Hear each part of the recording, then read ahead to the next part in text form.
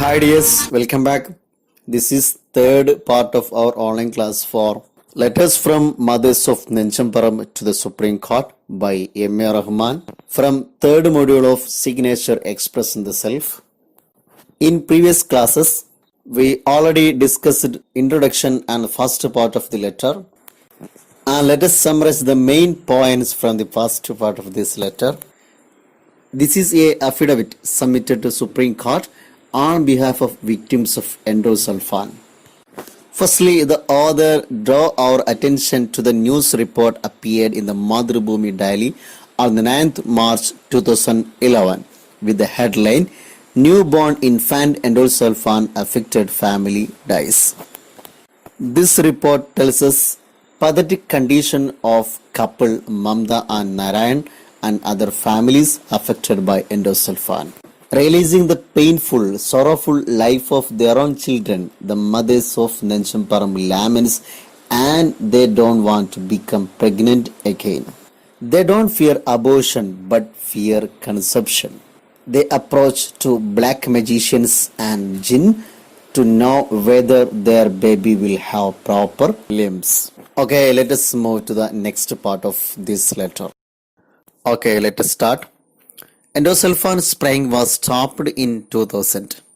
In spite of this, why is it that the village lying below Nenchamparam in Karadukka Panchayat, malformed children continue to be born even after 10 years? Yes, though they stopped spraying of endosulfan in 2000, the birth of malformed children still continue there in Nenchamparam. Malformed, not formed correctly, deformed, mishappen.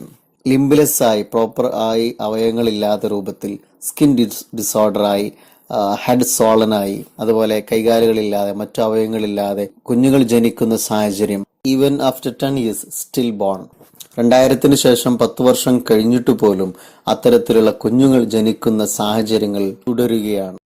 In the village laying below നെഞ്ചമ്പറം in കരടുക്ക panchayat, കരടുക്ക പഞ്ചായത്തിലെ നെഞ്ചമ്പറമ്പിന് താഴെയുള്ള ആ വില്ലേജിൽ അത്തരത്തിലുള്ള കുട്ടികൾ ജനിക്കുന്ന സാഹചര്യം വീണ്ടും ആവർത്തിച്ചു കൊണ്ടിരിക്കുകയാണ്.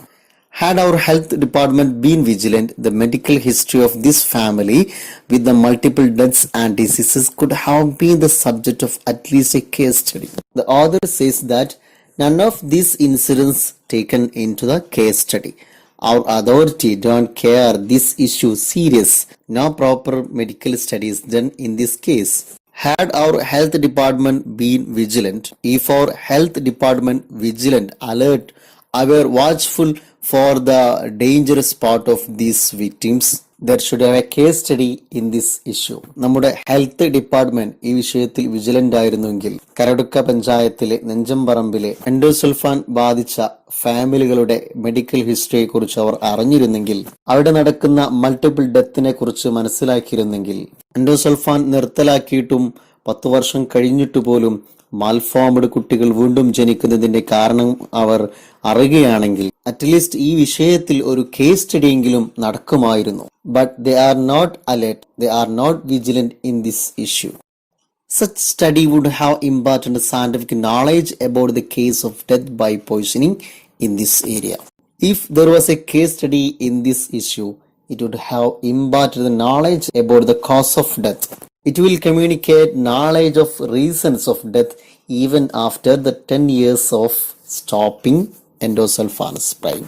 അങ്ങനെ ഒരു കേസ് സ്റ്റഡി നടന്നിട്ടുണ്ടായിരുന്നെങ്കിൽ എന്തുകൊണ്ട് 10 വർഷത്തിന് ശേഷം ഇത്തരത്തിലുള്ള മരണങ്ങളും ഇങ്ങനെയുള്ള രോഗാവസ്ഥകളും അവിടെ എങ്ങനെ നിലനിൽക്കുന്നു എന്നതിനെ കുറിച്ചുള്ള ഒരു സയന്റിഫിക് നോളജ്, ഒരു സയന്റിഫിക് ഡീറ്റെയിൽ നമുക്ക് ഈ വിഷയത്തിൽ കിട്ടുമായിരുന്നു.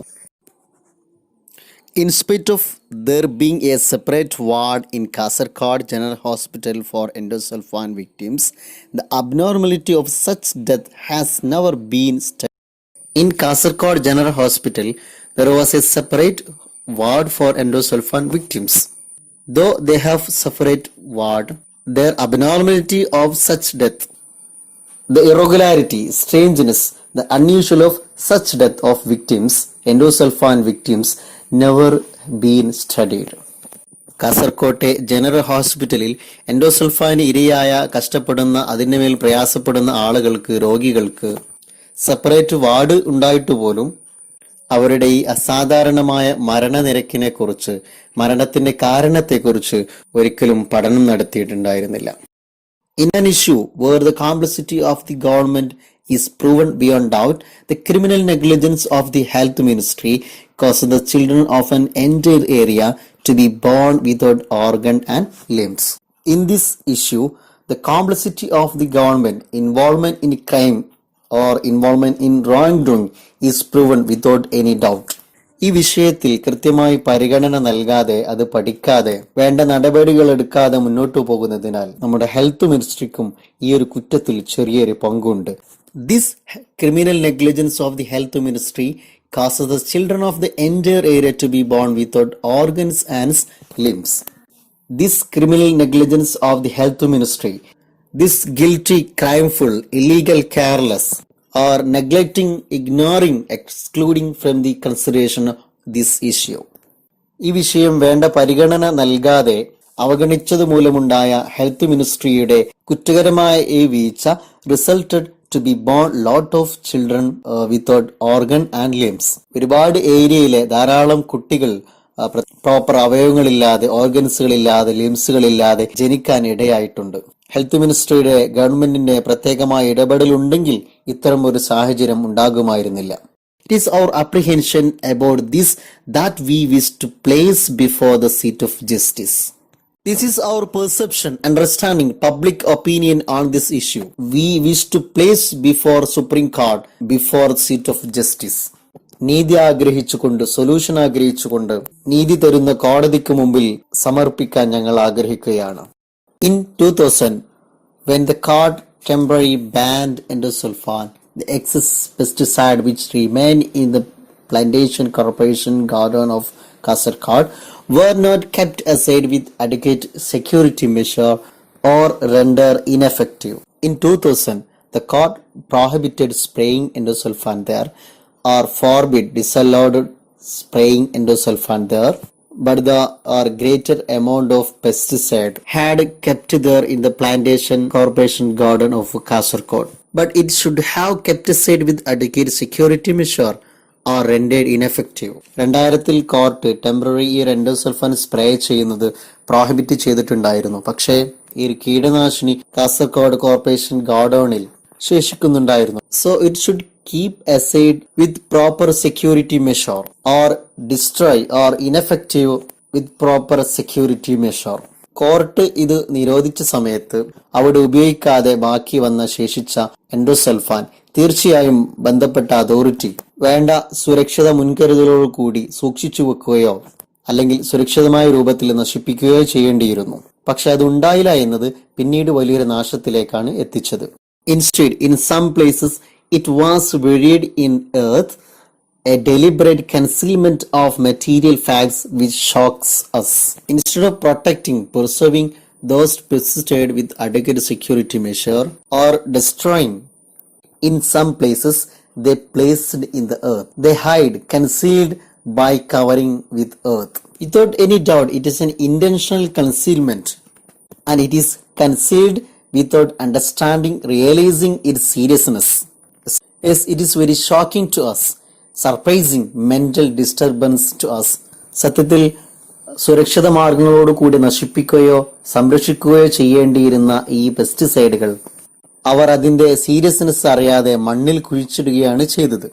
യഥാർത്ഥത്തിൽ അത് കൂടുതൽ ഗൗരവമായ പ്രശ്നങ്ങളിലേക്കാണ് നയിക്കുന്നത്. കാരണം അത് മണ്ണിൽ അലിഞ്ഞു ചേർന്ന് സമീപത്തുള്ള നദികളിലേക്കും മറ്റു ഭാഗങ്ങളിലേക്കും കൂടിക്കലരുകയും ചെയ്താൽ കൂടുതൽ പ്രദേശങ്ങൾ നാശത്തിന് കാരണമാകും. ഈ ഒരു സീരിയസ്നെസ് അറിയാതെയാണ് അത് അവർ മണ്ണിൽ കുഴിച്ചിട്ടത്. In 2002, we went to Nanjampadavu to shoot the documentary A Paradise for the Dying. This hill is called Minji Padavu in Kannada.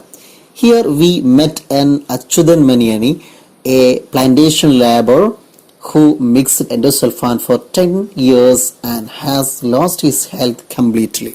Next, we are going to tell an incident that shows us the depth of the seriousness of that issues. Yes, in 2002, the author and his team went to Nanjamparam to shoot a documentary named Paradise for Dying. They met a Achudan Maniani, a plantation laborer who has been mixing endosulfan for 10 years and he has lost his health completely. 2002 ഓദറും അദ്ദേഹത്തിന്റെ സഹപ്രവർത്തകരും A paradise four dying എന്ന ഡോക്യുമെന്ററിയുടെ ഷൂട്ടിങ്ങിനു വേണ്ടി നെഞ്ചംപറമ്പിൽ എത്തിയ സമയത്ത് അച്യുതൻ മണിയനി എന്ന് പറയുന്ന ഒരു plantation ലേബറെ കണ്ടുമുട്ടി. അദ്ദേഹം 10 വർഷത്തോളമായി ഈ എൻഡോസൾഫാൻ മിക്സ് ചെയ്യുന്ന ജോലി ചെയ്തു വരികയായിരുന്നു. അദ്ദേഹത്തിന്റെ ആരോഗ്യം പൂർണ്ണമായി അതിനാൽ തന്നെ നശിച്ചിട്ടുമുണ്ടായിരുന്നു. കന്നഡ ഭാഷയിൽ ഈ നെഞ്ചംപറമ്പിന് മിഞ്ചി പടവ് എന്നാണ് പറയുന്നത്, ഈ hill. His revelation may be summarized thus: when endosulfan was banned, the excess pesticide which remained was buried in Nenjamparamb. A laborer named Subramaniani buried it. He is dead now. എക്സസായി വന്ന അധികമായി വന്ന പെസ്റ്റിസൈഡ് മണ്ണിൽ കുഴിച്ചുമൂടുന്നതുമായി ബന്ധപ്പെട്ട് അദ്ദേഹം നടത്തിയ റിവിലേഷൻ നമുക്ക് ഇങ്ങനെ summarise ചെയ്യാം. When the endosulfan was banned, the excess pesticide which remained was buried in നെഞ്ചംപറമ്പ്. അധികമായി വന്ന പെസ്റ്റിസൈഡുകൾ നെഞ്ചംപറമ്പിന്റെ മണ്ണിൽ അവർ കുഴിച്ചുമൂടി. A labour named Subramanian buried it. He is dead now.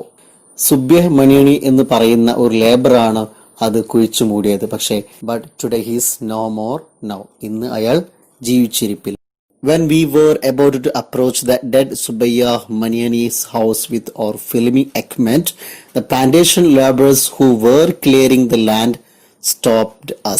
Yes, as we mentioned before, the author and his team reached there to shoot a documentary, but a paradise for dying, and to know how malformed children are continued to be born even after 10 years of stopping endosulfan spraying there. Endosulfan spray ചെയ്യുന്നത് ban ചെയ്തിട്ട് 10 വർഷം കഴിഞ്ഞിട്ടും എന്തുകൊണ്ട് വീണ്ടും ഇത്തരം ലിംബലസായി ഗുരുതരമായ ആരോഗ്യ പ്രശ്നങ്ങളോട് കൂടി കുട്ടികൾ ജനിക്കുന്നു എന്ന് മനസ്സിലാക്കാനും കൂടെ ചെന്നതായിരുന്നു അവർ. അച്യുതൻ മണിയനി എന്ന് പറയുന്ന പ്ലാന്റേഷൻ ലേബറിന്റെ റിവീലേഷനിൽ നിന്ന് അതിന്റെ ആൻസർ അവർക്ക് ലഭിക്കുകയുണ്ടായി. അതായത് എക്സസായി വന്ന ഈ പെസ്റ്റിസൈഡ് നെഞ്ചംപറമ്പിന്റെ ഈ പ്രദേശങ്ങളിൽ കുന്നിൻ ചെരുവുകളെല്ലാം കുഴിച്ചുമൂടപ്പെട്ടിട്ടുണ്ട് എന്നത് പിൽക്കാലത്ത് ജനിക്കുന്ന കുട്ടികൾക്കും അത് ബാധിക്കുകയാണുണ്ടായത്. പക്ഷെ അത് മണ്ണിൽ കുഴിച്ചുമൂടിയ സുബ്ബയ്യ മണിയനി എന്ന് പറയുന്ന ലേബർ ഇന്ന് ജീവിച്ചിരിപ്പില്ല. അദ്ദേഹത്തെ ഒരു പക്ഷെ കൊന്നതാവാം എന്നൊരു തോന്നലിലേക്കാണ്, സൂചനയിലേക്കാണ് ഓദറിന്റെ അടുത്ത വാക്കുകൾ പോയിന്റ് ഔട്ട് ചെയ്യുന്നത്. ഒരു പക്ഷേ ഈ മണ്ണിൽ കുഴിച്ചു മൂടപ്പെട്ട വിവരം മറ്റാരും പുറലോകം അറിയരുത് എന്ന് തോന്നിയിട്ടാവാം അങ്ങനെ ചെയ്തത്. Yes, when we were about to approach the dead Subbiah Maniani's house with our filming equipment, the plantation laborers who were cleaning the land stopped us.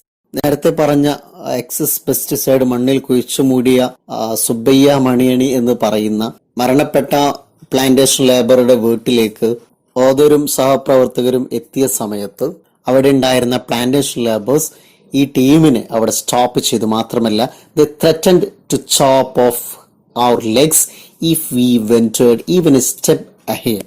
The plantation laborers stopped them and threatened them by saying that if you step aside, your legs will be chopped up, to cut into pieces. കാല് വെട്ടിമുറിച്ചു മാറ്റപ്പെടും എന്ന് പറഞ്ഞ് അവർ ഭീഷണിപ്പെടുത്തുകയുണ്ടായി. All these scenes are part of the visuals of the documentary.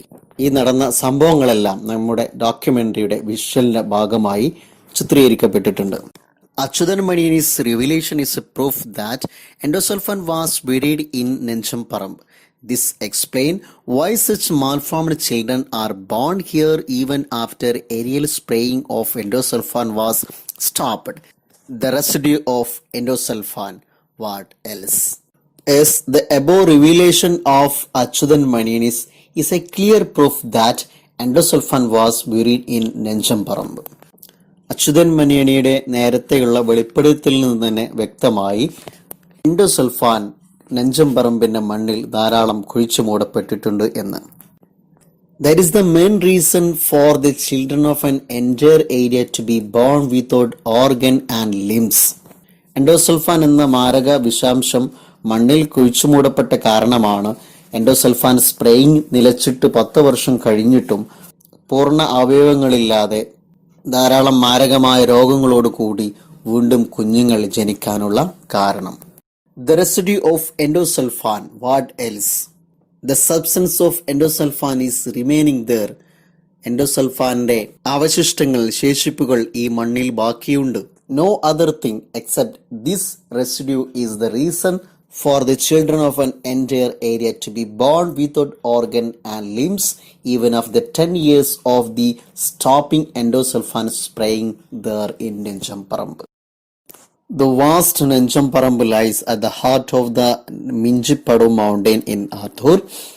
At the top of the hill, the full breast of the earth, here lies the Kerala Plantation Corporation's Minjippadu Estate, Athur Estate. മിഞ്ചിപ്പടവ് മൗണ്ടൈൻ്റെ ഹൃദയഭാഗത്താണ് നെഞ്ചമ്പറമ്പ് എന്ന പ്രദേശം സ്ഥിതി ചെയ്യുന്നത്. അവിടെയാണ് Kerala plantation കോർപ്പറേഷന്റെ മിഞ്ചിപ്പടവ് estate സ്ഥിതി ചെയ്യുന്നത്. Standing here one can see river Payaswini following between the laterite hills to the northeast and the dense of the forest of the valleys. If we stand there, we can see the river Payaswini flowing to the northeast. ഈ നെഞ്ചമ്പറമ്പിന്റെ സമീപത്തു കൂടെയാണ് laterite ഹില്ലിന്റെ ഇടയിലൂടെ, ചുവന്ന മണ്ണുകളുള്ള ഈ ഹില്ലിനിടയിലൂടെ north east ഭാഗത്തേക്ക് പാശ്വിനി നദി ഒഴുകുന്നത്. And it is flowing towards the dense forest of the valleys, നിബിഡമായ തിക്നെസ്സുള്ള ഫോറസ്റ്റ് വാലികളിലേക്കും. To enter Nenchampadavu, one has to wait the closed check post 4 hours at length. And for than 500 families live on the crest of the hill and small villages in the valley. നെഞ്ചമ്പറമ്പ് എന്ന് പറയുന്ന പ്രദേശത്തേക്ക് ഒരാൾക്ക് പ്രവേശിക്കാൻ one has to wait 4 hours in front of the closed check post. മണിക്കൂറുകൾ closed check പോസ്റ്റിന് മുമ്പിൽ wait ചെയ്യേണ്ടിയിരുന്നു.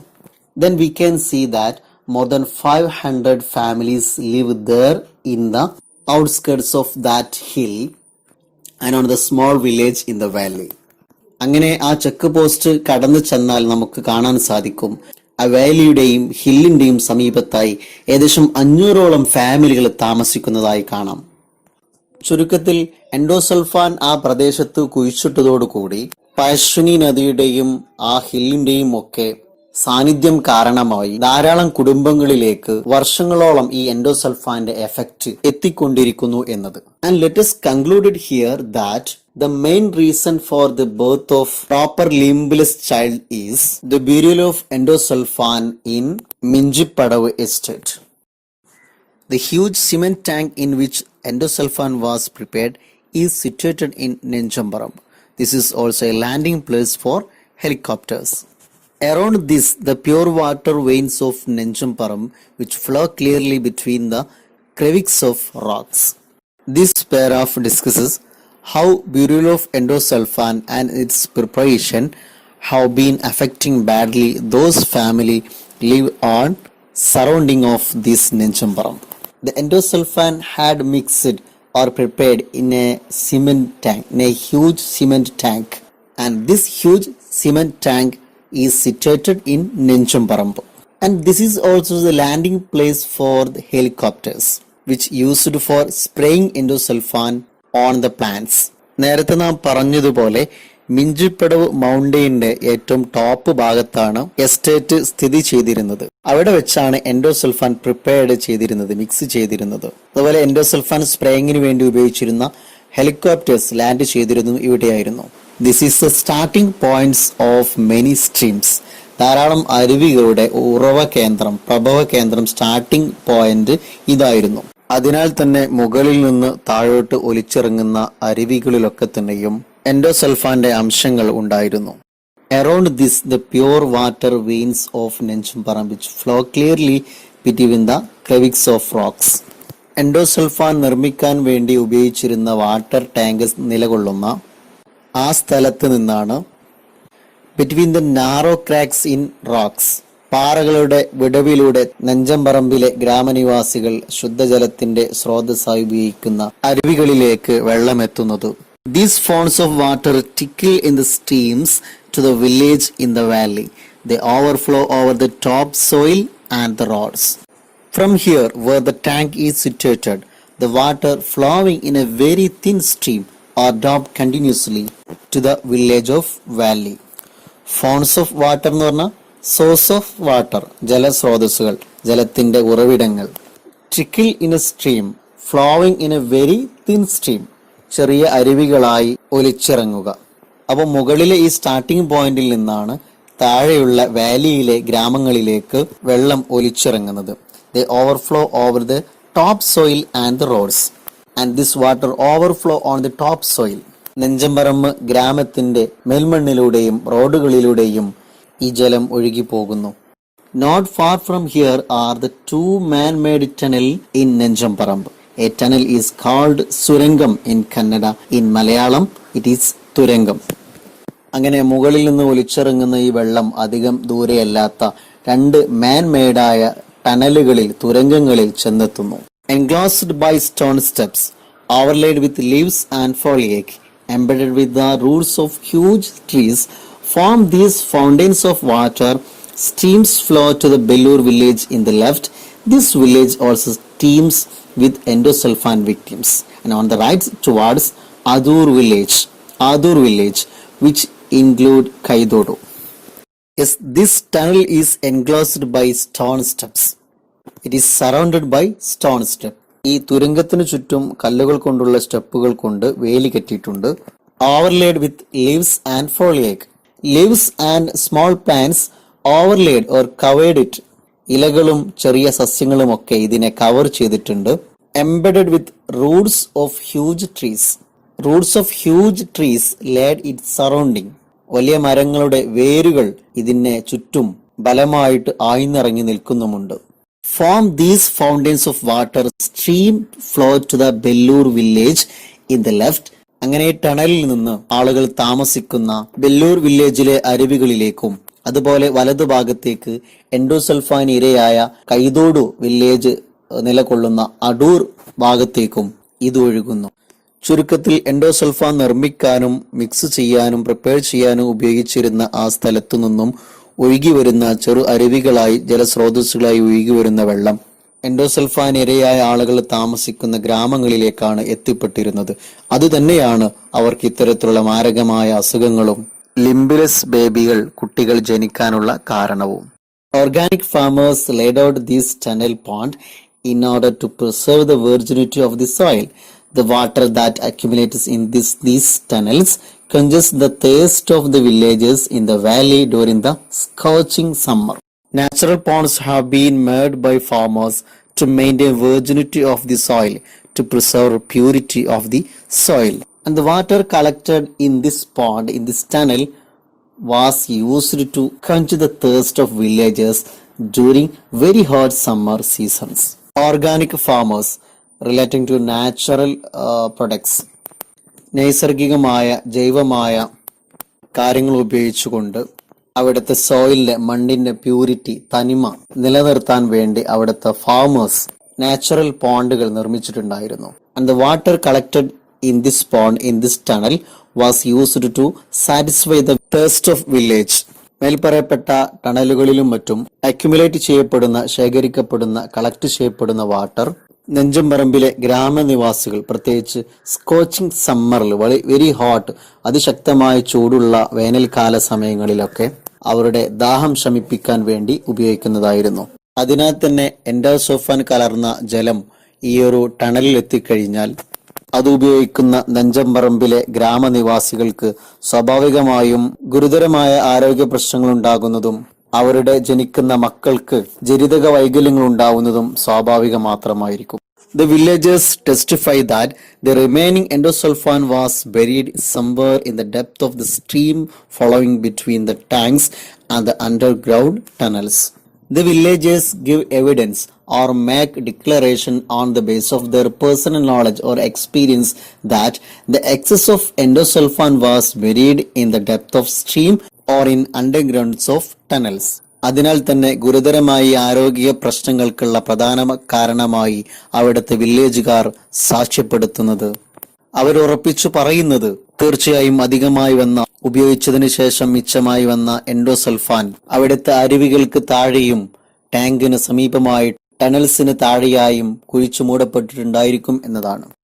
Very long ago, one of the stream of this hill was diverted to a village in the valley through the exertion of the hard-working organic farmer Mamacha, who lived on the side of hill and dug tunnels. An organic farmer named Mamacha had worked hard to divert one of the stream of this hill into village.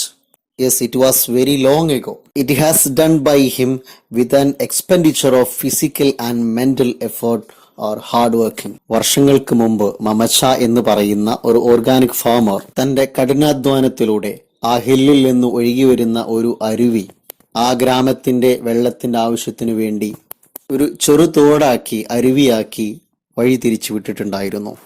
Armed with only a spade, he diverted the stream to the village down below.